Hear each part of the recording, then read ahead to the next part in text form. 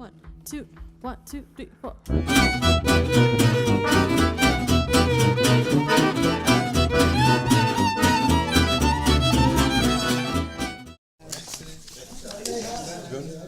Okay, we're going to get started. For the benefit of the TV audience, this is a joint Board of Selectmen, Board of Finance meeting, one of two, to discuss the capital budget proposals of the various town departments. It's a 5-year plan we look at, and with that, we will invite our first presenters, which is the Police Commission, and Chief Capiello and Deputy Chief Stewart. Frank, if you could just give us a summation of your, probably, our main concern is the initial year request and then looking forward, what you're looking to. Okay. All right? Sure. So for our first year, one of my capital budget projects and capital requests is to continue our practice of maintaining a safe and efficient patrol fleet for the community and for the safety of our officers that are operating them. For years now, we've used our same mechanic, Joe Arpino, and he's always been able to do a remarkable job that he could squeeze out as much mileage as we can from each of our cars. And we have a cycle that we've been using for years now, and we're seeking to maintain that, keep it in place to maximize the useful life of our vehicles. Some of our cars now are, pushing 8 and almost up to 10 years old, and some are 100,000 miles plus. Some are pushing that, and then when you add in the idle mileage hours, it really puts them over the top. So we have to continue to cycle, because when we've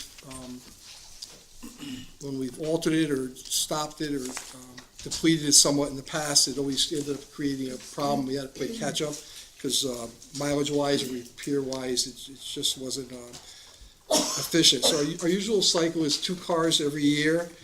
However, unfortunately, back in July of this year, one of our cars was involved in an accident, one of the SUVs, and it ended up being totaled by the insurance company. So that vehicle is being replaced. It's on order. So that'll be a replacement. So because of that, this year, my request will just be for 1 car rather than the 2. So that will offset that. We like to stay with the SUVs, the Ford SUVs. That's kind of the trend now. And for us, over the past few years, they've proven very dependable with the climate that we have here and the terrain and our setting. And our overall plan from when we started going to the SUVs and they stopped making the Crown Victorias was to stick with the SUVs, so that eventually we would have no more Crown Vics and we'd be able to start reusing the equipment again from the new SUVs as we replace them. And we finally, with last year's budget, we're at that point that we'll be just having SUVs, so we'll be able to replace use the same equipment over and over, and that's the savings of about $8,000 a year, not having to buy new equipment.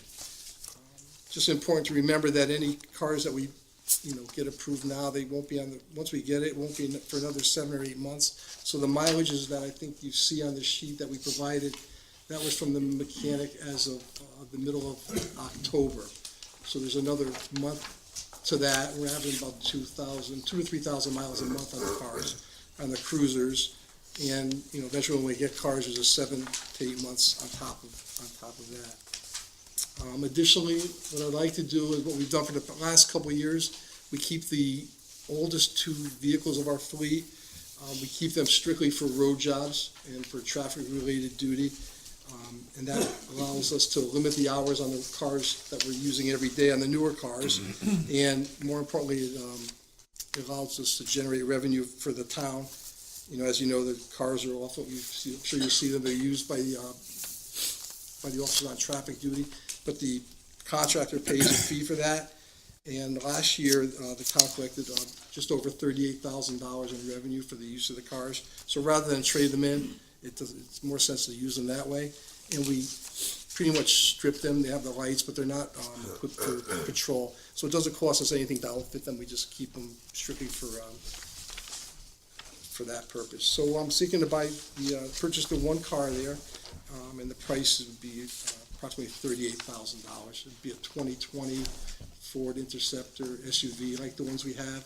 And the only, problem that we might have as far as the equipment, the Ford can't exactly tell us. They're sure that we'll be able to transfer most of the equipment, but there's gonna be a little bit of a design change in the 2020s.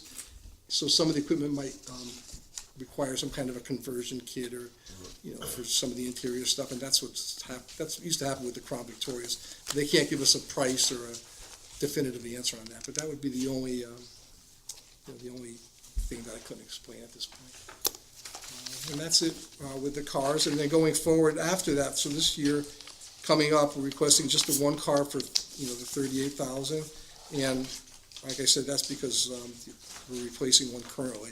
And then going forward for the next, 4 years after that, that's the $76,000 based, on the approximate price what we're going now. So it's just for 2 cars every year after, as we've been doing.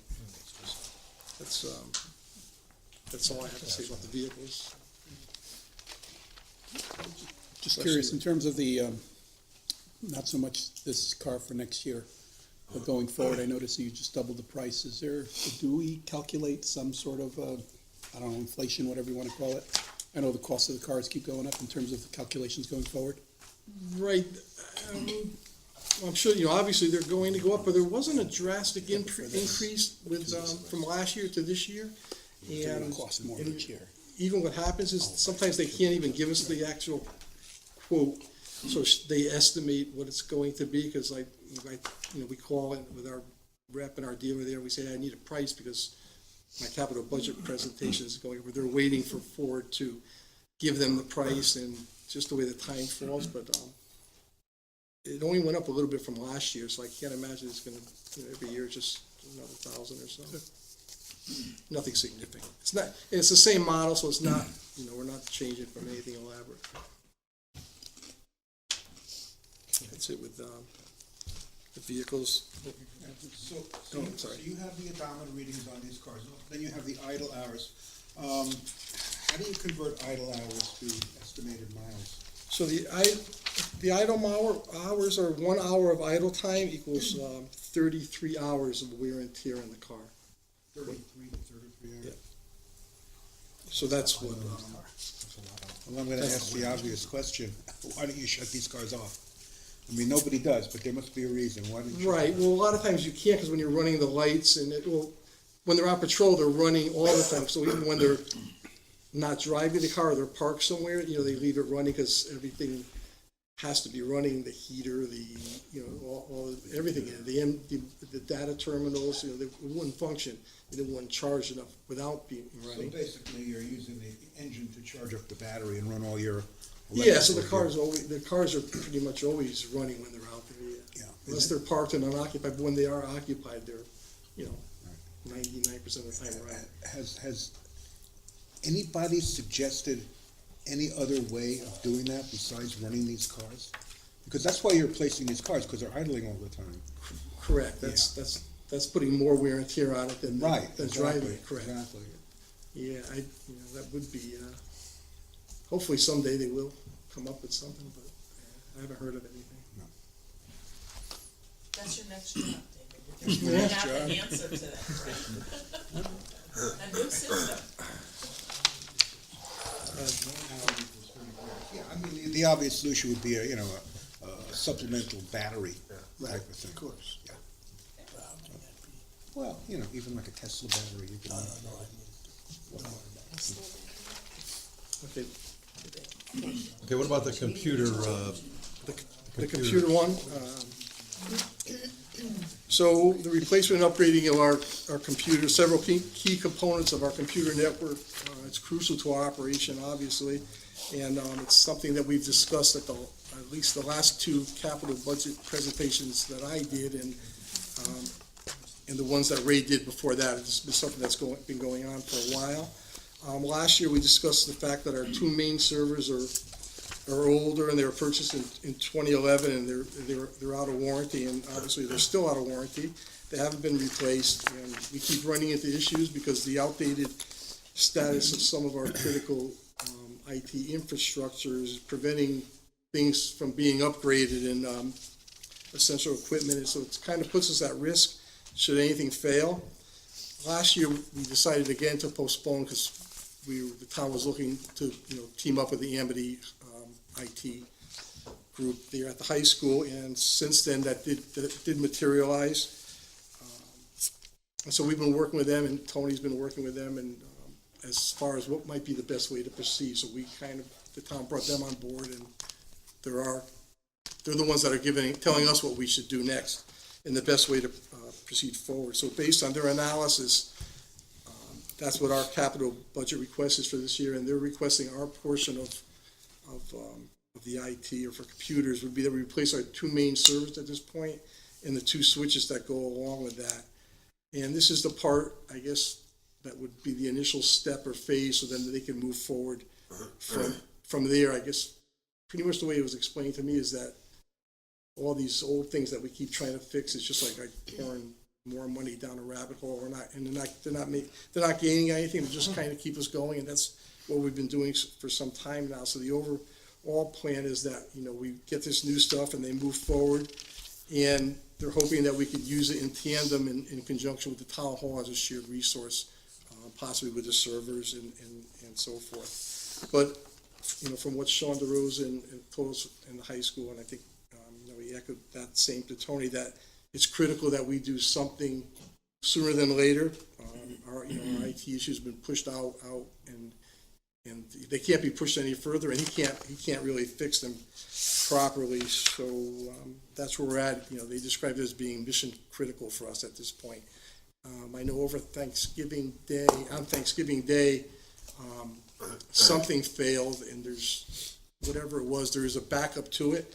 So the system that it was on, they had to switch it over to the backup, and there was nothing else left after that. They were at the last stop of that, and so they were able to get something to resolve it for now. So we have one step as a failure step, but during that time over Thanksgiving, and it took a couple of days to get the part in, we were on the last leg, and if God forbid it did fail and something serious happened, there was a chance that we would lose critical evidence or data that had to be preserved and wouldn't have been able to. So that's where that's something that really needs to be done.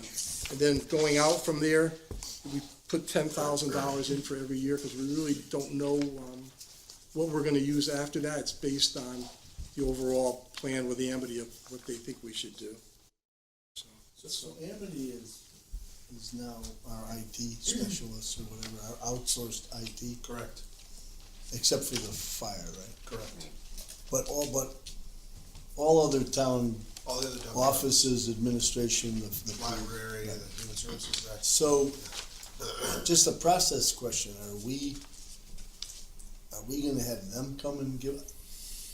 I mean, it's seemingly, no offense, don't Yes. take this the wrong way, but They're supposed to come. it if seems to people me like that to they come. should come They were on the before us agenda, with the remember, overall yeah. needs Right, right. of everybody for IT, So what we're doing is, instead of hearing it from the particular we're doing offices. some background work, for the, high school to get more up to date on our infrastructure. And then, the goal is, idea is for them to do a presentation to the board to explain exactly the state of what's going on and what exactly we need and how it's critical. comprehensive, all our Right. IT needs. All of right? it, yeah, So that we don't get a little here, a little there. Right. That's the idea. I think that makes sense. Yeah. So I had I wanted the police department to put it in their capital budget, because then when you hear the information, you'll be able to make an educated decision on the, Okay. equipment. They're just not quite ready yet, probably either December or January. Frank is right that we did postpone the servers so we could do this IT project, so I appreciate that. The servers, I think, are circling the drain at this point. They're, right, the And we have servers, some- we have they're money not that- in great shape, so We we've have gotta money do that we this. approved, Yeah. a while back. Right, That, and we held off. we held off on that Right. too, so For the town, we're so we can do it right. in the police department, right? So And is the there- fire department also. So is there a All three of us are in the possibility same that spot. this will need to happen this fiscal year? Yes, Okay, not Should've- next.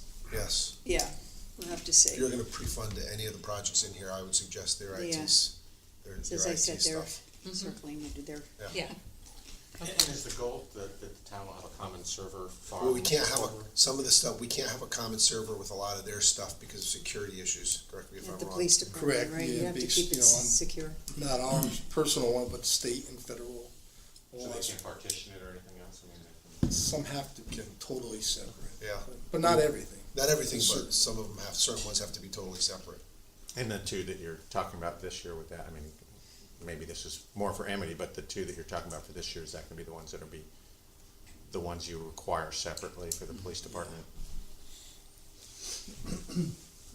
But any decision made on any IT will be made with the overall requirements of all of the departments. Correct, yeah. Including the fire department. They have IT and their budget also, and with them, we can combine all of our stuff because they don't have the security issues that the police department does.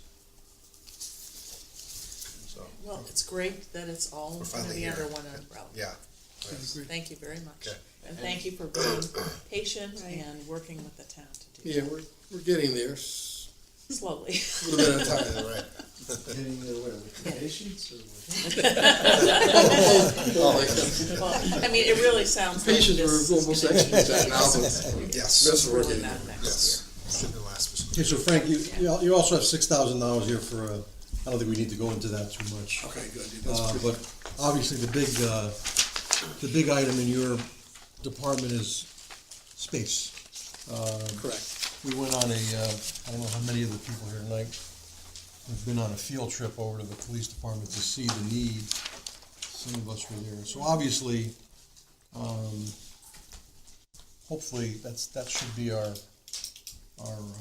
priority for the town. Everybody else, we got everybody else set. Library, Public Works, Fire, Beecher, Amity.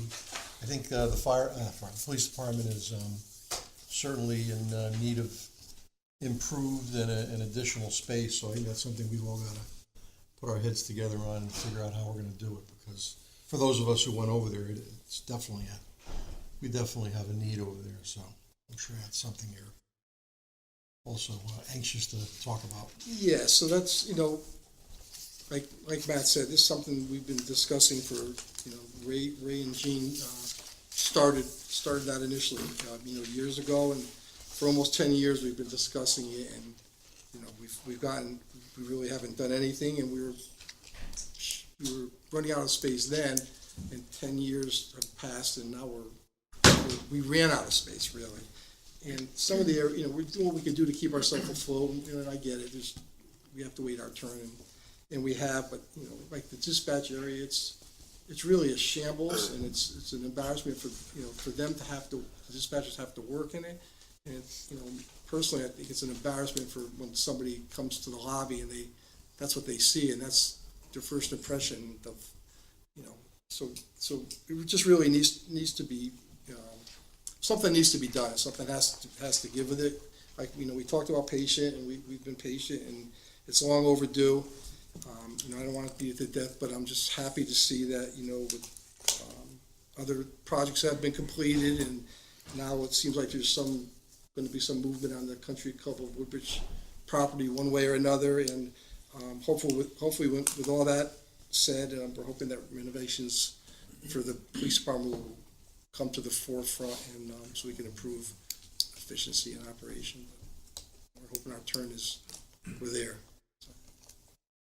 Your turn is next. Oh, yeah, it's definitely, there's nothing, other than if we leapfrog something over, then I'll fight that, I'll be honest with you. I really think you guys need, we need to, We need a way to get there. yeah. I mean, because it has been 10 years, and my recollection is whatever we've been presented is about 10 years old. Yeah.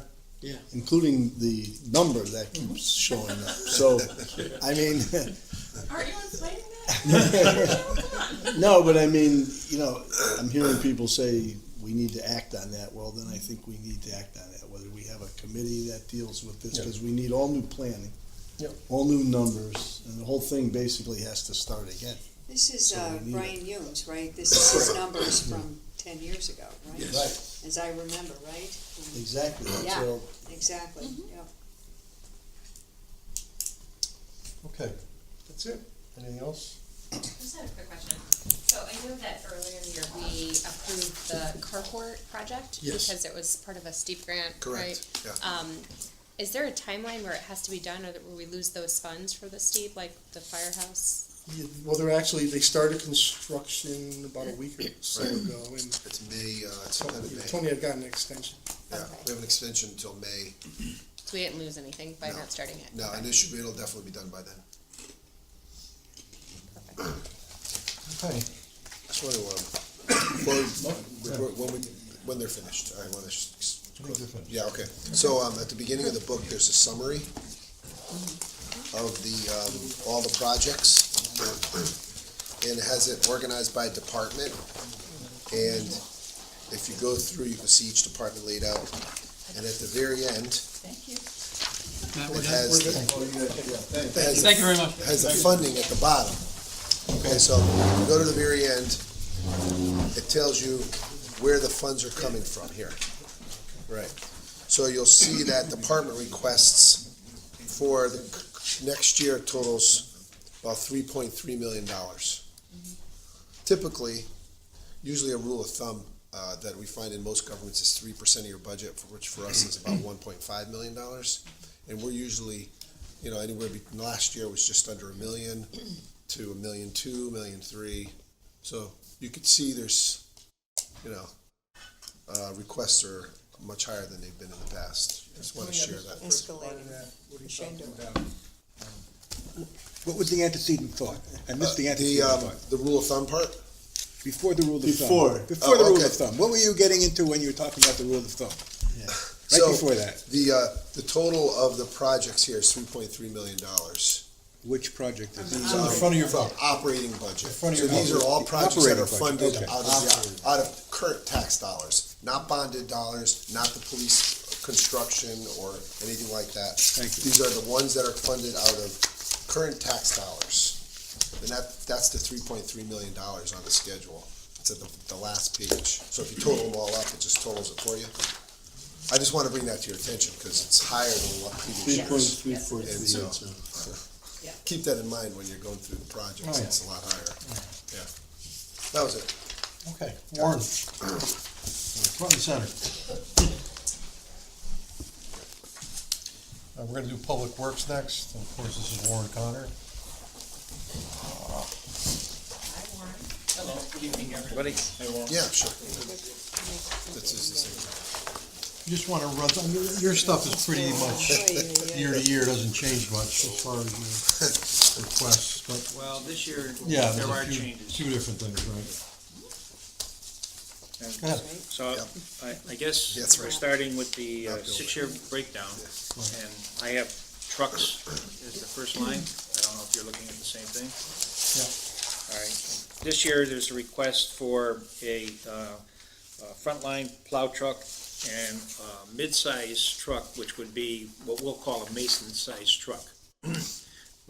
We disposed of several years ago, it was in 1993, and we did kind of a replacement, and we haven't had an upgrade for that size truck. We're still using either pickups or a full-size truck to do work that we should be doing with a smaller truck.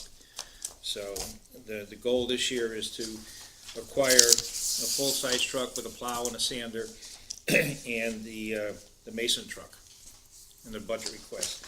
And I have a breakdown sheet that was attached. I think you all have that. And if you look at the 6-year plan, there is no reserve. Every year we're requesting the need for replacement. So those are based on estimates, not actual prices, because we won't know until we go out to bid on the truck.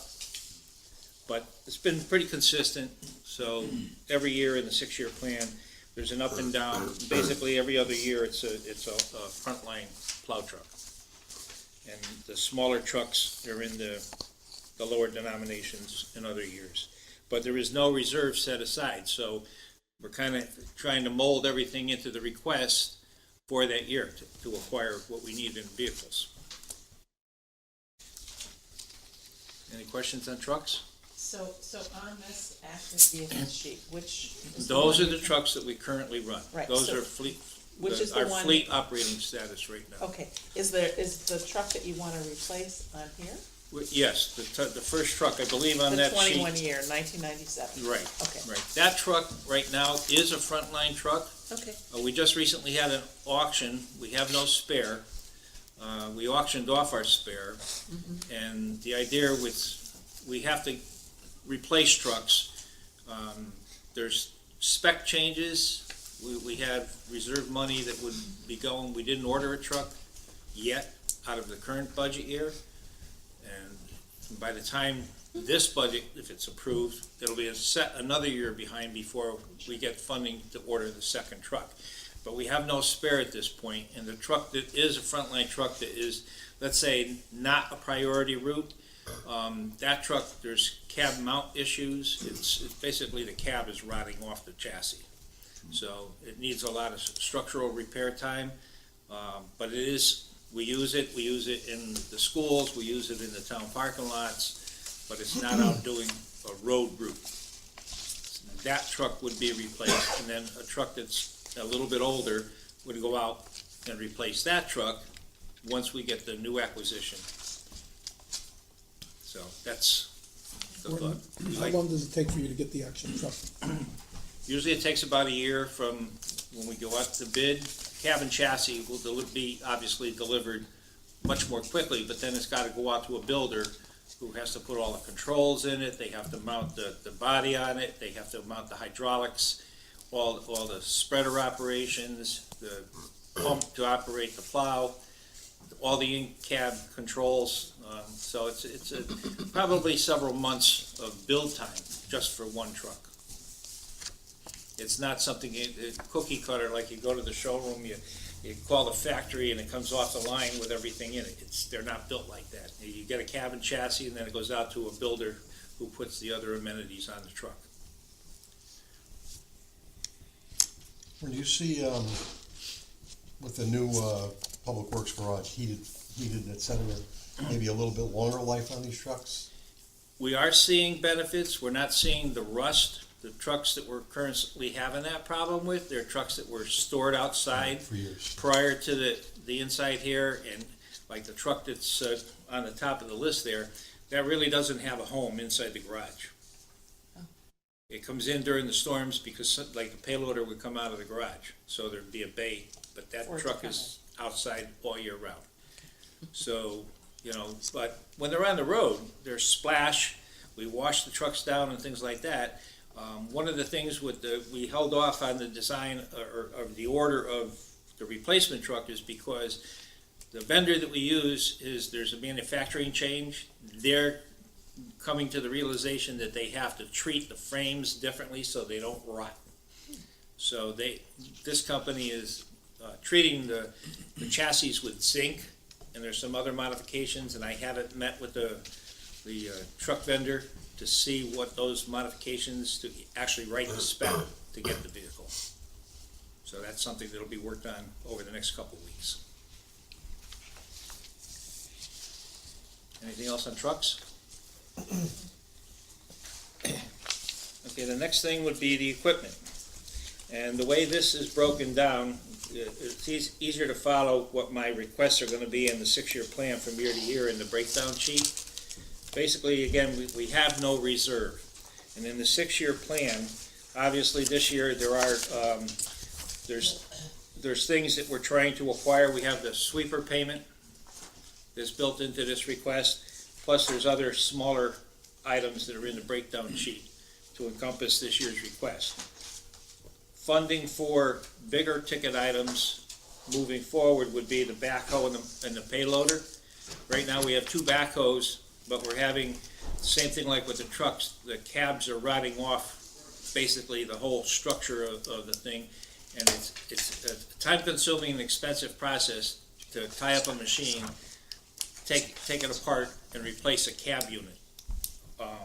So the mechanics are looking into costs to do that, but knowing that the longevity, our first backhoe was 1995, and we've been nursing that along. And so I'm trying to build a reserve, and on a yearly basis, so we don't get those big costly spikes in the budget. So to have an actual reserve, and then, we don't know what the actuals are gonna be when we go to acquire it. So if we have reserve money built into a fund, there's some flexibility there. We don't have to spend the money, but if we don't have a reserve, we're kinda locked in. We might have to wait another whole year just to obtain a few $1,000s. So I've broken it down to try to see how we can structure it, so we don't get big spikes in the budget and have a kind of a consistency over the 6-year plan.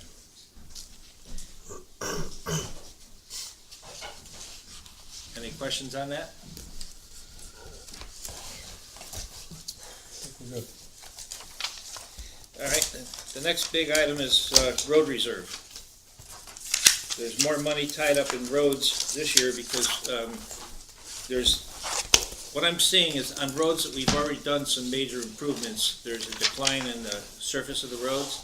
So our main routes are still gonna need attention, and there's a pretty lengthy list. I submitted a list to you just for reference of what we might do in this current year, but you can double or triple that in reality, because the infrastructure is degrading. We've still got roads that are the older surface type. I've got approximately 10 miles of those roads, and we haven't done anything. And there are some roads that are more costly to do, and we've deferred those roads from previous years because there's a large amount of curbing on the road, which normally we don't put curbs in. But a lot of times, like in this year, there's certain roads that we reclaimed or milled off because we were having erosion problems, and to, let's say, thwart off that erosion problem, we put curbs in. So curbs are expensive, but they're not really an integral part of the budget. There are many municipalities that allocate, what my request is, they do that just for major road improvement, and then they have this on top of their normal capital expense. So I'm trying to say in the mainstream of the improvements to maximize mileage, without, like this year, we're running so tight because the numbers came in late, and everything we were doing is primarily off of the state bid, but a lot of times those numbers don't come out till very late in the season. So I can't establish a budget and a road list, and we have to modify it. But if we're working on something that needs major adjustment on it or something like that, I'm working very tight on the numbers. And the worst case scenario, I have to drop a road off the list in order to have enough to do curbs or aprons to finish a road. But when you're in the mainstream of doing the work, either milling or reclamation, it's hard when you're in an area and the equipment's in town to say, no, don't go there. To get them back to do one road or something, you're gonna pay a premium for that extra work. So the goal would be to try to stay in an expenditure similar to what we've been doing, but maybe take some of that money and let it roll over to the spring where we're not under the timeline and we still have a reserve to either adjust the road. Let's say the contractor's in town and all of a sudden somebody calls up and we want to do something. We had a couple cases this year, phone calls, the machine's right there, why aren't we doing the road? It's in bad condition. So we might have some flexibility to add a section of road if I had the reserve. We don't have to spend it all, but it would give me a cushion where I'm not locked in, because it's not a plug-and-play snenario. I might have a schedule to try to do a road in a certain year, but I can't commit to it because we don't have the funding. So I'm trying to look at the overall condition of the town and where we might have to go in future years. Okay. Any questions on the road? Again, that's been on it. What do we have in this past fiscal? This current fiscal? 750? 750. Yeah, okay. So what reserves actually exist, if any, for public works? I mean, they're called reserves here, but if I recall, we don't necessarily put aside the money. No. So none, really. No, not So really. even though it's being requested. Probably we the only haven't one that done really is a true reserve is the bridge and waterway Right, one, right, which we put into over the years and Right. accumulates. right. But we've done nothing for roads, we've done nothing really for equipment No, or it's for pay as you the go. trucks. Pretty Right. much pay as you go. Okay, Yeah. just to clarify for everybody. Yeah. And then the 50,000 for bridge and water system out there. Yeah, well, the request for this money, obviously, this year's been a very wet year.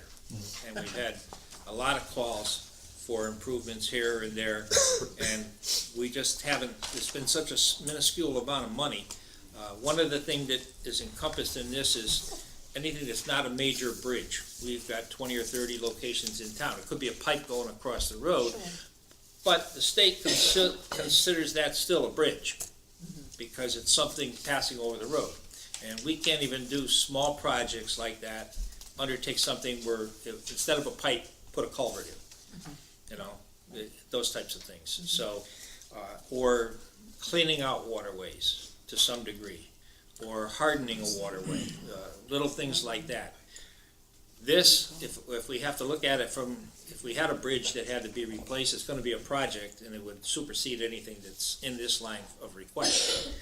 But I have to have something there that's tangible, so if we have to go out and make, let's say we had a road wash out, you've seen it on the news where some road gets wiped out. I know that there's contingency funds and things like that, but this is something to address problems that would be, what I would consider routine and not the abnormal. Okay, any questions on Public Works? Okay, let's go to Waste Management. Last evening, no, Tuesday evening, the Board of Finance approved the money for the Scale. The scale, yes. So that's, what is your, we had asked, what's your estimate of the time frame on, let's say that being in service? Well, we have site preparation work, and in meeting with the bidders on site, we have a little bit different perspective. We still have to take some trees down along the embankment between, with the drive area into the facility and our storage building. And to make that cut for visibility, lane switchovers when the scale is gonna be installed.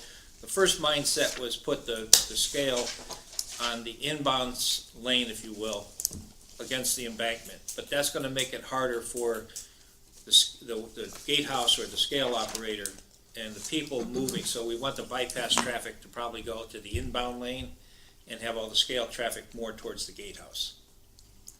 The installation is easier for the vendor, minimal site preparation for us.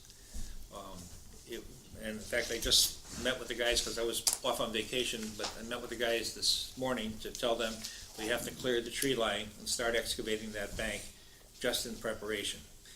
It's probably gonna be 6 months, you know, from the start, and now it's the worst time of year that you can undertake a project like that, so we'll get it going as quickly as we can. Okay, so why don't you go through what you do have in the budget? You're replacing a trash compactor, I say. Right, there's two compactors there, and there's money that we have currently to address at least one of them, but wouldn't be enough money to do both, so again, the request is to supplement so that both could be upgraded, because there's only a couple of years difference between the installation of the two of them, but we have intermittent problems with both compactors. So the request would be, to work on the cost of upgrading the compactor. And then, in conjunction with that, it would be container replacements, because we have containers that, you know, they get destroyed, they get corroded, they stretch, they bend, you know, there's roll problems, rail problems. The container, I have one on order right now. I upgraded the thickness of the steel to give us a better chance of minimizing the corrosion aspects and more structural integrity over time. So the containers hopefully will last much longer by upgrading the steel, the thickness. I mean, a question, just how it works. So, those of us who've been up there, you throw your stuff in that, and then the thing pushes it in. That's right? on the compactors. Right, pushes it into the container, is that what? Yes. So now, how do we get it from there to the, Well, it's just like all the other containers up there. It's a truck hooks up to it. takes the whole container? Takes the whole container. And you put another one in its It's got place? a door on the back that swings open, Gotcha, and they tip it like a dump truck. okay. So when they take the container away to dump it, now there's no container. We have in the compactor bays, we have replacements. There's always should be one available. When you pull, we have two compactors, there should be one empty up there, so when they pull the empty out, Now, a lot of the times, they're not switching it. We're always operating every day. We'll call, it's Bay 6 and Bay 7. We're taking a container from each bay. Every day, we go, every other day, there's a container coming out of there. Sometimes the vendors hope to get the container off-site, empty it, and return it without, it takes time to drop the container, pull it out of the compactor area, hook up to the new container, pin that off, put it in place, drop that, hook up to the container that they just pulled off to the compactor. So it's all lost time. They could maybe be halfway to their destination with the full container, empty it, and return it in the same day without. I don't like that because something happens to the truck while it's gone, we're vulnerable. So they have instructions to always put a container in. Let's say the packer goes down. You know, you're expecting the Bay 6, they pull the can, Bay 7, it's running, that's the one you're using, but all of a sudden, there's a compactor failure. I like to have the container in place in the other bay so that we have something we can put trash into. But there's the open tops to consider too. And that's what we're dealing with, because the demolition can gets beat up quite a bit. You know, there's debris thrown in that, they're banged up. Trying to compress the materials in there. We have 2 recycling containers that they're switched out. Those alternate every other day. Those are going. There's a brush can. That takes a pretty heavy pounding as well, because residents are dumping logs and things into that, and we're trying to compress the branches and the brush that goes in there. So trying to bring up the weight in the can. So they take a pounding. Plus the environmental side of things. They're open to the weather. You get rain, snow that gets inside and it sits in them and it rots the foundation of the container. So to schedule a replacement of those within the 6-year plan, this is what we're looking at to try to upgrade those over the 6 years. 10,000 for, that's about it. Any questions on waste management? No? And I think everything with the scale is all set. We're weather and accommodating. When will that get ordered? When will that be ordered? There'll be a lag time from the, because of the steel decking for the scale. So it's just, once the order goes in, there's maybe a 3-month lag time. I can't say that specifically because they don't know themselves. It could be surprising, it could show up in a month, so. Warren, how many haulers actually come to our? Are you talking I mean, like about? my guy, the big guy in town is, what's his name? Well, there's 2, Bria. yeah, there's Bria. Santana? And Santana are the 2 major players, Yeah. you know. As far as, we only have the one vendor that they're under contract, except for the metal container, that's hauled out privately. Yeah. You know, but we only have, it's All American that does the waste hauling from the facility, but we have the 2 vendors that come in, but they're running multiple trucks. Okay. Santana only has the one, and he alternates between. So we're not dealing with a dozen vendors? No. Just a couple? No. Okay. But they have more than one truck, and Oh, yeah. they might have 3 Yeah. trucks coming in and out of there at different Do times. they have any inclination that this is coming? Well, let's say it's been mentioned by the attendants and through our contacts. We've had some meetings at different times with some of the vendors. I don't think they're gonna be as happy, but, you know, we haven't, it's more of an operational thing for us. You know, to weigh their vehicles unannounced at certain times of the year so that we can establish a tar weight for the vehicles. And that way they're, you know, when they come in, we don't have to weigh them every time they come in.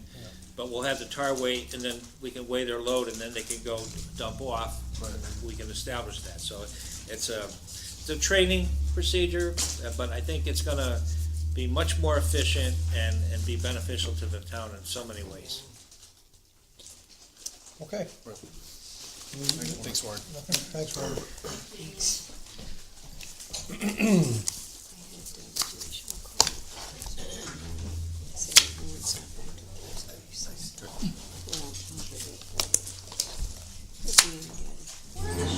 Probably. A little cold outside? No longer only wear shorts.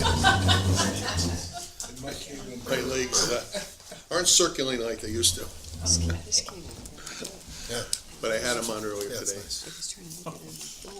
Oh, Okay, she did a great okay, job. floor is yours. Okay, we have our first page that we're gonna look at is our projects.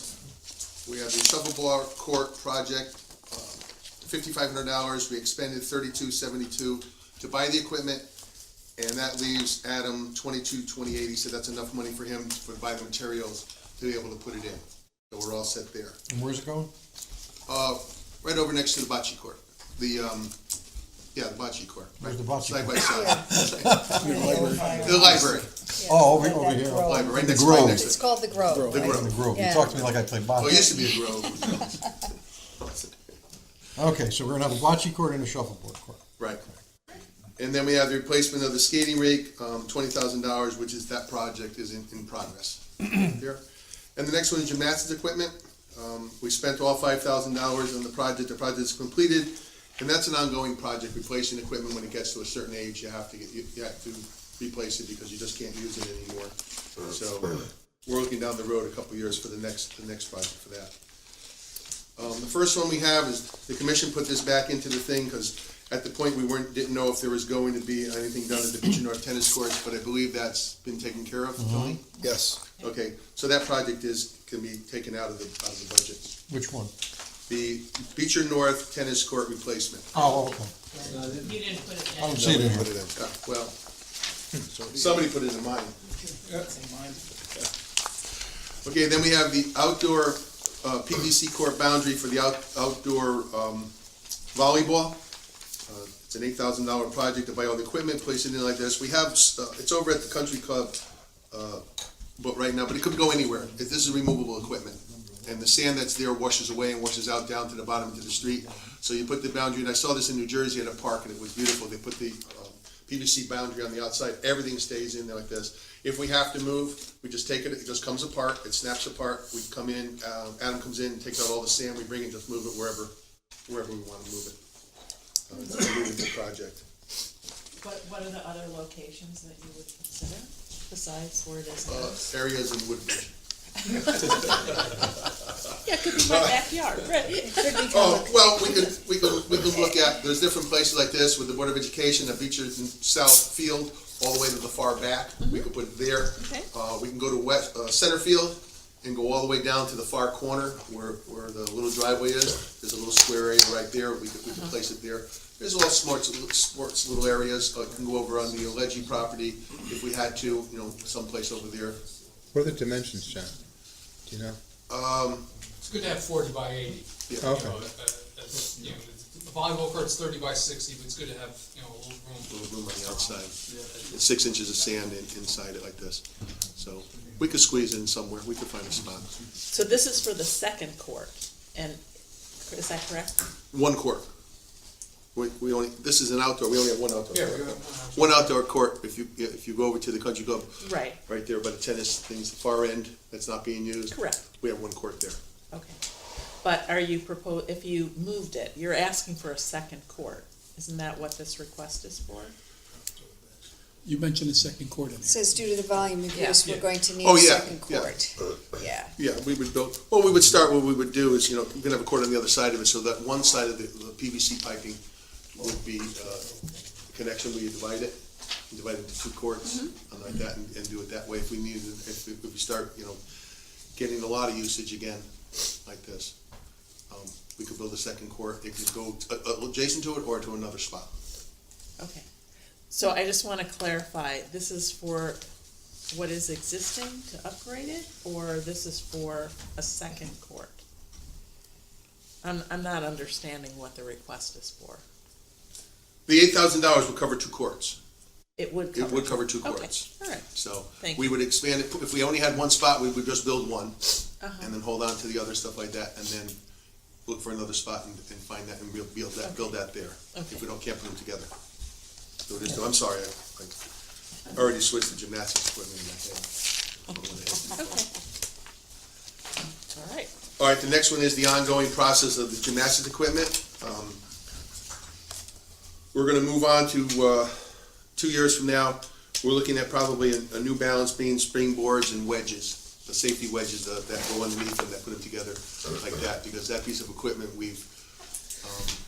it's held up pretty good, and we put it together like this, but at a certain point, the padding around the outside starts to wear, starts to be unbalanced, and you can't use it like that. But we have, duct tape, we fixed it, and it works, it works for now, like this. But when it gets too much, then we have to take it out and go like this.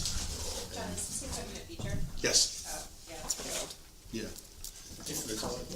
It's Nissan. It's funny, I was looking up Nissan, every time I look at Nissan, I got Nissan.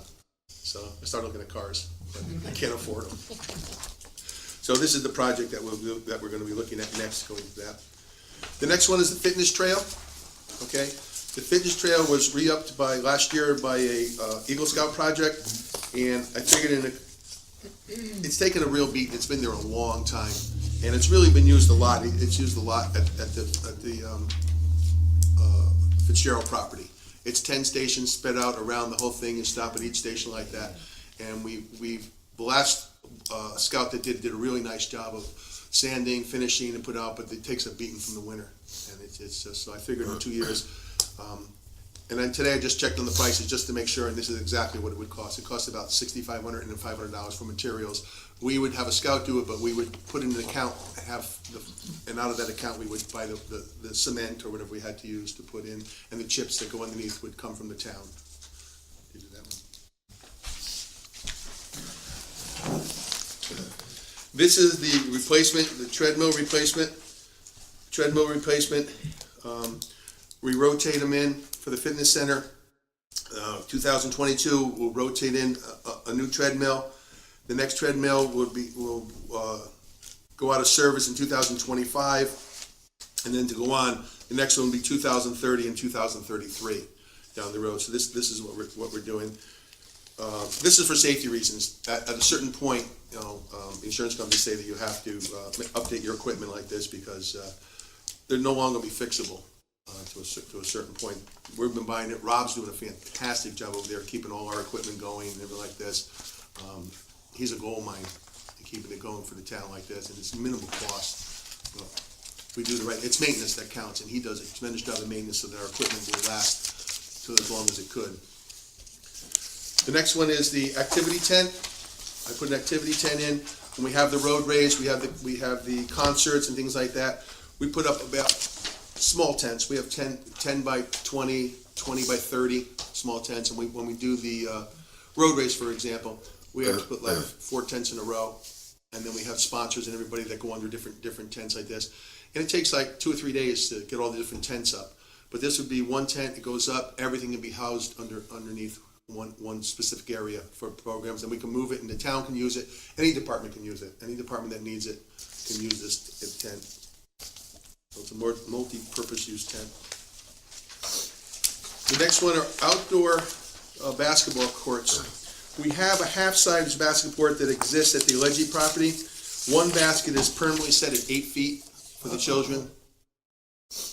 That basket is set at 8 feet for the children closest to the playground, so that they're shooting, and Adam put up a beautiful netting area to keep the basketballs from rolling into that area like this. It's like that. But the other side is at 10 feet, but it's half of a half court, and we don't get very many older kids going over there to play like this, which may be good because the little kids can play everywhere like that. So we've dropped the other one down to 8 feet, but that one's adjustable. That will go back up. That's not permanently locked in at 8 feet. That can go up to 10 feet if we need to. But I'd like to see, we had basketball courts, 2 beautiful courts at Center Gymnasium right outside. It's now the parking lot. When I was a kid, that's where we played basketball. And we had a nice big basketball court at West River Field, but it had to be removed because when you're playing baseball and you have your out-of-bounds foul line, you need 12 to 14 feet going out of bounds to keep moving to play. We had 4 feet. So we had to remove, it's been removed. But we have no outdoor court because the 2 courts at Beecher Road North, okay, that are tennis courts and basketball courts in the opposite direction, so it's a dual situation, cannot be played on during the school year. No one is allowed onto the facility at all. So it's only summertime. And recreation plays, we have recreation 6 weeks in the summertime. And so and it's only after 12 o'clock that people can go on and play tennis or play basketball. That's the only place. So I thought maybe we could go back down and revisit West River Field. And that was the court that was really used for that neighborhood. There's a lot of kids in that neighborhood, and it was always used. And maybe we can go back down there and put a court in. So we have an outdoor court for everybody to use. And the guys play, it's funny when they play, not too many full court games go on, but there's double half court games going on. So instead of 10 people playing at once, you'll have 8 or 10 at one end, 8 or 10 at the other. So you're talking 20 people at the same time playing basketball in one area, which I think is great. The next one is the 90-foot diamond. We always place a 90-foot diamond. It's on the back burner right now, but if you look at it, 50% of it, there's, the Father's League, we save up a lot of money. Somewhere down the road when we can master it and get to it, okay?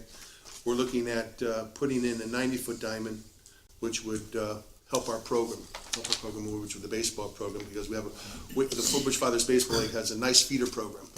But then when it gets up to a certain age group, everybody goes out of town. We go to Orange, we go to Oxford, Seymour, and they spread out to different things. And I thought maybe that down the road we can look at this if times get better, financially times get better. We can look at doing something like this project. I'd like to keep it in there. And that's our 6-year capital program. Any questions? Now, we have Woodbridge Outdoor Pool. We're not going to talk about that, right? No, that's said. That's done. That's gone. But there is a lot of land there. Yes. Somewhere down the road. One of the things I saw, I was on the internet the other day, and I saw frisbee golf. And the course that they put in, like, it looked like a professional golf course. Yeah. I mean, it was really sharp, looking like this. There is a lot of land there, so. There is, and it doesn't take much to maintain You're a right. frisbee golf. You're right. Okay, that's all. Any questions? No? Okay. Thanks, guys. Thank you. That is the end of our agenda, so we will see you next Wednesday. Not